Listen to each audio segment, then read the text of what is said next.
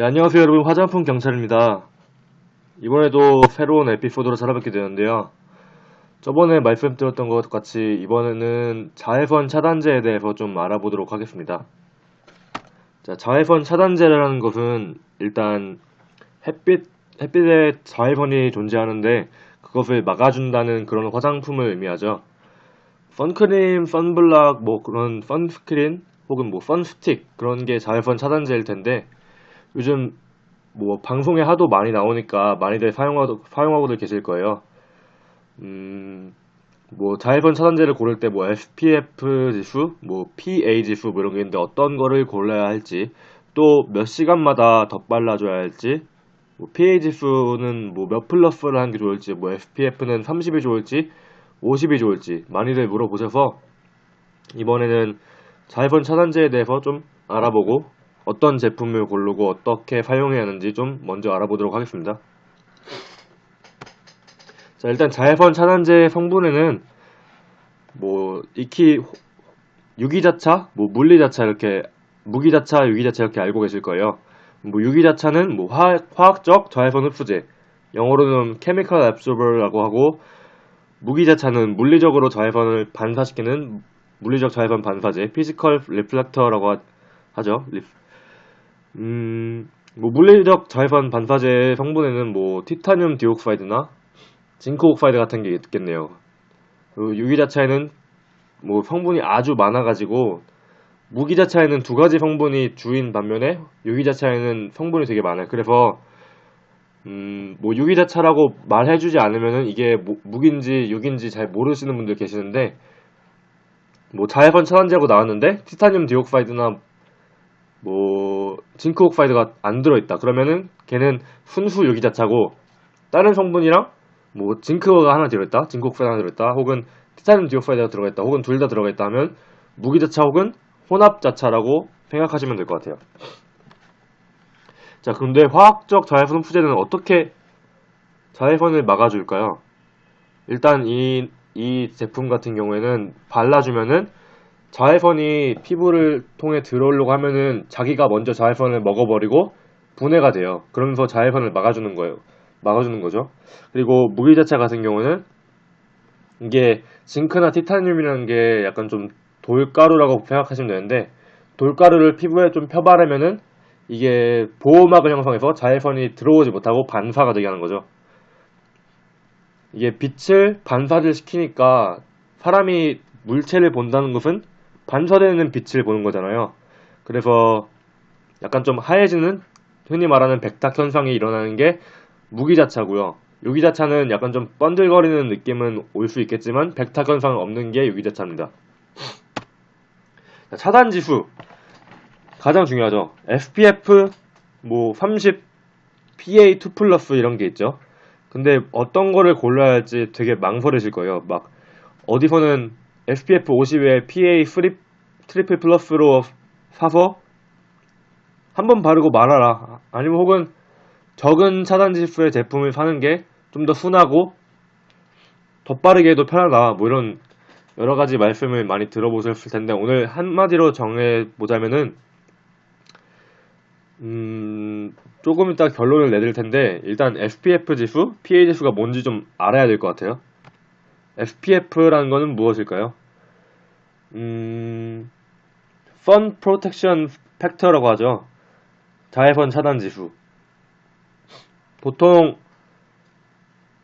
SPF 같은 경우에는 30을 쓰시는 게 가장 좋아요. 30, 뭐 바깥에서 많이 생활하시거나 아니면 뭐 해변에 가시던가 아니면 눈밭에 뭐 빛이 잘 반사가 되는 하얀 지대 거기에 가는 것 같은 경우에는 40, 50 쓰는 것도 괜찮고요. 하지만 일상생활에서는 3, 40 정도면은 충분해요. 솔직히 20도 충분하다고 하시는 피부과 의사분들도 계시는데 제 입장에서는 30 정도면 충분할 것 같아요. 왜냐면은 SPF 지수라는 게 SPF 15하고 30 두면은 2배 차이 나는 것 같잖아요. 그 15랑 30이 2배 차이니까. 하지만 SPF 15라는 것은 UVB를, 그러니까 기미나 잡티를 유발하게 하는 UVB, 자외선 B를 93.3% 막아주는 게 SPF 15입니다. 15. 그런데 SPF 30 같은 경우에는 96.7% 막아줘요. 많이 차이 나봤자 한 3.4%, 3.5% 정도 차이 나죠. 근데 이게 15, 30 이렇게 됐으니까 2배 차이 나는 것 같이 광고를 하니까 이건 좀 뭔가 15를 하기에는 너무 좀 적은 것 같다. 그냥 아싸리 50 한번 발라버리고 한 7시간, 8시간 동안 안 나가 있을 거다. 뭐, 그냥 더 발라주지 않을 거다. 이런 분들 계시는데, 좀 잘못된 생각입니다. 15 같은 경우에는 일단 논문에서 자외선 차단제를 하는 자외선 차단제가 효과를 얻는 뭐 유효 시간 같은 거를 계산한 게 있어요. 백인 같은 경우에는 SPF 지수에다가 10을 곱하고 동양인 같은 경우에는 15에서 20을 곱해주는 게 자외선 차단이 되는 시간이에요. 그러니까 30 같은 경우에는 15를 곱해주면 한 3, 4시간 간다고 보시면 되는 거고요. 이게 3, 4시간마다 근데 뭐 일상생활에서 뭐 자외선 차단제를 바르고 자외선이 얼마나 세느냐에 따라 다르겠지만 15나 30 같은 경우에도 뭐 별 차이가 없다. 뭐 시간에 따른 차이는 나겠지만 뭐 덧발라주면 전혀 상관이 없습니다. 그건 30 같은 경우를 30 같은 뭐 제품을 바르고 굳이 50일 바를 필요 없이 30 정도를 바르고 일상생활을 하시다가 2, 3시간마다 한 번씩 덧발라 주시는 게 가장 효과가 좋을 겁니다. 그럼 PA 지수는 뭘까요? 아까 SPF는 UVB를 막아준다고 했는데 UVB는 일단 기미나 잡티를 일으키는 그런 자외선이고 PA 지수는 UVA를 막아줍니다. 울트라바이오렛 A를 막아주는데 이거 같은 경우에는 선탠한다고 하죠. 태닝 같은 경우에는 UVA를 써서 하는 거예요. 피부를 약간 좀 검게 뭐 헬시하게 만들어주는 그게 UVA인데 이거에 대한 차단 지수를 알려주는 게 PA 지수입니다. 플러스 1, 뭐 2 플러스 뭐 이렇게 가는 그런 지수 많이들 알고 계실 거예요. 피부를 검게 해주는 UVA를 차단해주고 이거 같은 경우에도 일상생활을 하실 거면은 플러스 2개 가진 제품을 꾸준히 사용하시는 게 훨씬 나아요. 굳이 센 거를 사용할 필요 없이 이런 얘기는 충분히 피부과 의사분들이 설명해 주시는 거고 논문에도 나와 있고 굳이 50일 안 발라도 일상생활 30, 40 정도면 일상생활 할 때는 괜찮다. 그리고 물론 하지만 뭐 모래사장, 뭐 해변 이런 데 가면은 50 정도는 필요해요. 제가 그래서 결론적으로 드리고 싶은 말씀은 싼 가격의 제품을 사서 자주 바르는 게 가장 좋습니다. 제가 이전에 사용했던 제품은 시크릿키의 뭐 달팽이 여과물 들은 그런 자차였는데요. 자외선 차단제였는데 그거 같은 경우에는 대량 구매하면은 한 2, 3천원에도 살 수 있었어요. 물론 파라벤이 들어가서 조금 꺼리는 분들도 계시겠지만 파라벤 같은 경우에는 그닥 큰 문제는 되지 않고 아주 적은 양이니까 소량이니까 그게 한 2, 3천원 하는 건데 그거를 한 3시간마다 더 빨라졌어요. 근데 지금은 그게 단종이 돼서 구할 수가 없어서 쟁여둔 제품을 좀 사용하고 있지만 저는 폴라초이스 스킨 밸런싱 선스크린 SPF 30짜리 사용하고 있습니다. 미국 같은 경우에는 PA 지수에 대한 뭐 법적인 뭐 조항이 없어서 표기를 안 하고 있는데 폴라초이스 코리아에서 밝힌 바로는 PA 한 플러스 2개 정도 되는 것 같아요. 그 정도면은 충분합니다. SPF 30, PA 2 플러스 정도면 충분해요. 그리고 싼 가격의 제품 사서 자주 바르는 게 가장 중요하고요. 뭐 이쯤 되면은 뭐 50을 주장하시는 분들이 SPF 50 써야 된다 하면 주장하시는 분들이 조금 막 태클을 걸 수 있겠는데 이거는 뭐 논문으로 충분히 밝혀진 내용이고요. SPF 15랑 30이랑 차이 별로 없긴 한데 그래도 30 정도는 써야지 된다. 그리고 마지막으로 드리고 싶은 말씀은 남성분들 같은 경우에는 무기자차를 사용하면 백탁 현상이 일어나니까 뭔가 좀 화장한 것 같고 파운데이션 바른 것 같은 기분이 들어서 막 주위에서 야 너는 남자애가 무슨 얼굴 하얗게 뜬 상태로 바르고 다녀 그러니까 자외선 차단제를 바르기 싫어하는 분들 계시는데 그런 분들은 유기자차를 바르시거나 아니면은 백탁 현상이 일어나는 무기자차를 발랐을 때 뭔가 비비지 말고 그냥 톡톡 발라주시 발라주듯이 해주면 돼요.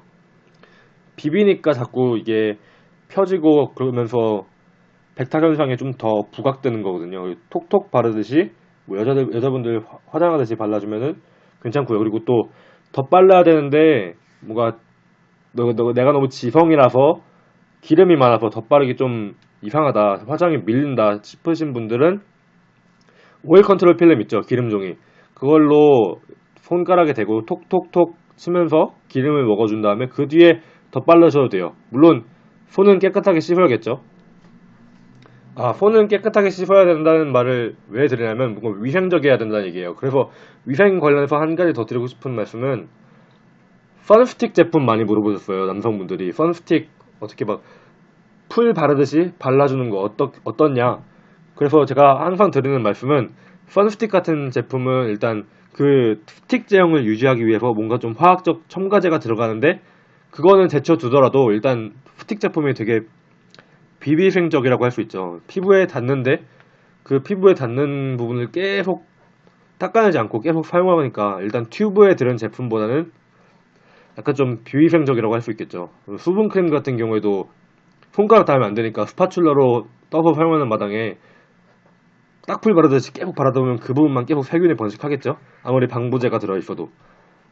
자, 여기까지 드리고 싶은 말씀은 여기까지인데, 뭔가 좀 더 자외선 차단제를 어떻게 구매해야 되는지, 어떤 제품이 가장 좋은지, 그런 질문은 제가 메일로 받거나 댓글로 충분히 받겠습니다.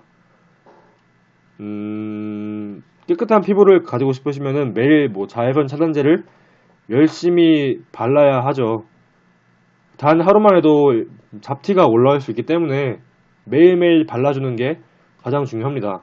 여자분들 같은 경우에도, 파운데이션 같은 경우에도 뭐 SPF 30 가진 파운데이션 많잖아요. 그것만 바르셔도 괜찮으니까 자외선 차단제를 꼭 매일매일 발라주시는 게 가장 중요하고요. 네, 여기까지 뭐 하면 되겠네요. 다음 주 같은 경우에는 저희 학교가 시험 기간이라서 업로드가 좀 늦춰지거나 업로드가 이루어지지 않을 것 같아요. 그러니까 메일이나 오픈 채팅 카카오톡 채팅방에 제가 링크를 게시해 둘 테니까 거기에 궁금하신 질문사항 남겨주시면은 빠르게 피드백을 드리도록 하겠습니다. 물론 팩트에 기반해서 빠른 피드백을 드리도록 하겠습니다. 예. 다음에도 뵙겠으면 좋겠습니다. 예, 감사합니다.